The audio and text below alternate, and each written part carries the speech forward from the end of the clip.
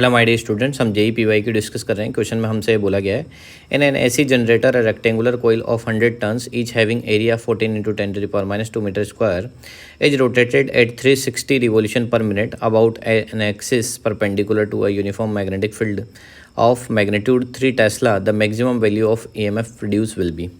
देखो, हमें maximum value निकालनी है EMF की। हमें क्या गिवन है, EMF जब भी निकालना होता है जनरेटर के केस में, तो हम जानते हैं कि जो मैक्सिमम EMF इंड्यूस होता है उसका फॉर्मूला हो जाता है NAB ओमेगा। ओके, वैसे जनरल फार्मूला होता है E = NAB omega sine omega T. और जब भी कभी हम मैक्सिमम की बात कर लेते हैं तो यहाँ पर साइन 90 की वैल्यू 1 हो जाती है, तो फार्मूला बन जाता है हमारे पास NAB ओमेगा। ओके, तो यहाँ वैल्यू पुट करते हैं तो मैक्सिमम इंड्यूस EMF निकालना n नंबर ऑफ टर्न्स है जो कि कितने 100।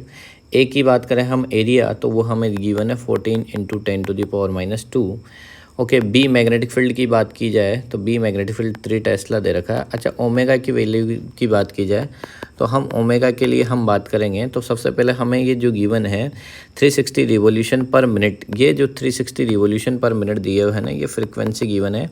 एक्चुअल में 360 रिवोल्यूशन पर मिनट, मिनट को मैंने सेकंड में कन्वर्ट कर दिया तो 60 सेकंड, मतलब ये हो जाएगा रिवोल्यूशन पर सेकंड की हो जाएगा। तो यहाँ से ये कितनी हो जाएगी फ्रीक्वेंसी हो जाएगी 6 रिवोल्यूशन पर सेकंड। ये हमारे पास फ्रीक्वेंसी आ चुकी है।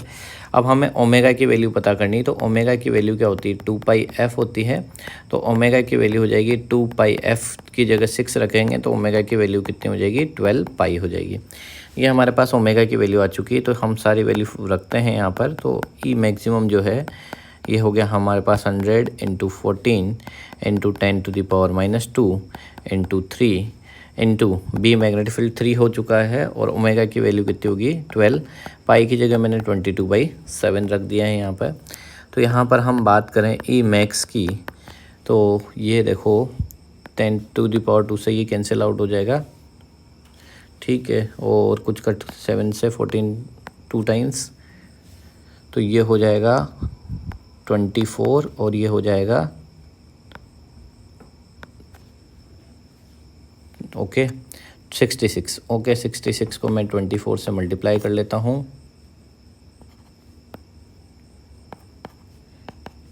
तो ये हो गया मेरे पास